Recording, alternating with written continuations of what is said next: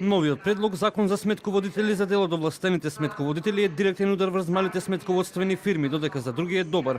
Едните сметаат дека Министерството за финансии не треба да се меша во нивната работа, додека останатите велат дека тоа е потребно. Сладјана Тасова, Transparency International смета дека покрај законот битна е само регулацијата да се воспостават правила за работа на сметководителите. На истиот став се и од Институтот на овластени ревизори. Начинот на кој што сето тоа е уредено, мислам дека треба уште малку да се подобро да се дефинира и да се зајакне, посебно само регулацијата кога зборуваме за етичкиот кодекс на сметководителите и неговата примена во практиката.